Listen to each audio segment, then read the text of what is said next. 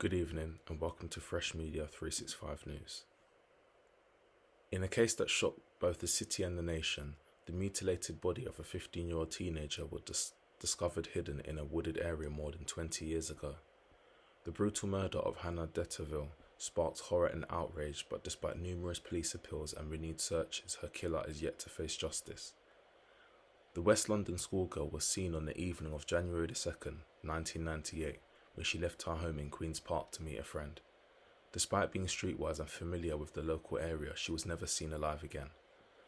Her body was found close to a beauty spot in Greenford, particularly hidden by forestry, after the Met Police received an anonymous call 3 weeks after her murder. She had received 20 stab wounds to her face and neck from a frenzied attack that appeared to have no motive.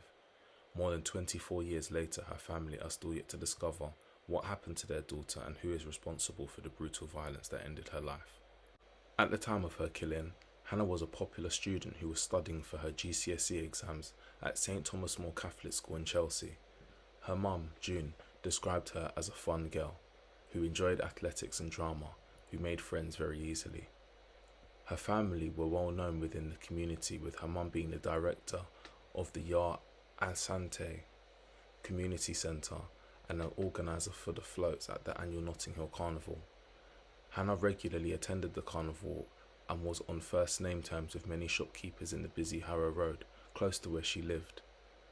On the day she disappeared, she was wearing orange jeans, a grey bomber jacket and red Reebok trainers, and left her home at around 7 p.m. She told her mum that she was going to see a friend and that she would be home later that evening. Tragically, she was not seen again until her body was discovered. After failing to return, her family alerted the police and placed posters around West London to report that she was missing.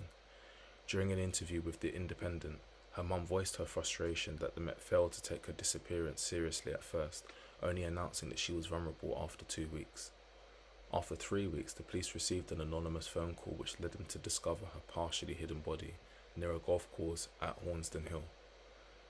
She had suffered 20 stab injuries to her face and neck, while a forensic examination showed that the 15-year-old had not been sexually assaulted, nor she had been robbed of any money or jewellery. The location where her body was found was a popular area with dog walkers and runners, but also known to be a cruising sport for the gay community.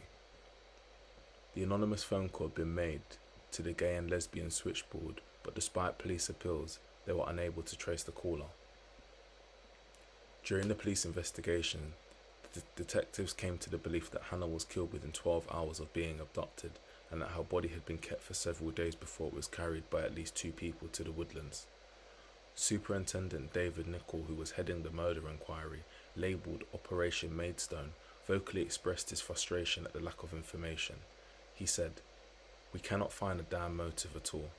What makes someone so livid with her to stab her so many times and continue stabbing her after death?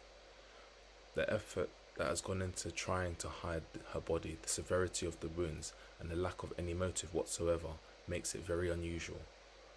While the Met had not ruled out the possibility of a psychopathic travelling salesman, they stated their belief that the killer was likely to be someone Hannah knew, who lived in the West London areas of Harlesden and Paddington. Her family stressed that she was streetwise and well known and would not have gotten into the back of a car with a stranger.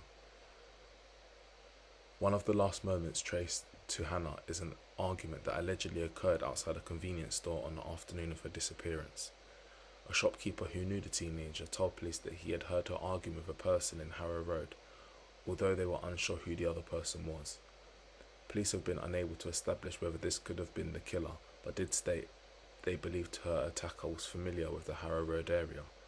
Detectives stressed that the killer would have been heavily bloodstained over the weekend of January 2nd and may have been behaving strangely at the time. They are also likely to have had access to a vehicle and might have shown displays of anger in the past. Detective Inspector Brian Pender said in 1999, "Both myself and my team of officers are committed to seeking justice for young Hannah and trying to bring a degree of comfort to June and her family. This is probably the most horrific murder investigation I have been involved in. Despite this, the case remains open and nobody has been brought to justice for the savage attack on the promising teenager." Once again, thank you for watching.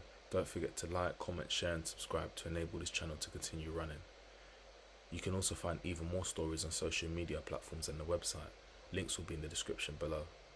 This video was brought to you by Fresh Media 365 News.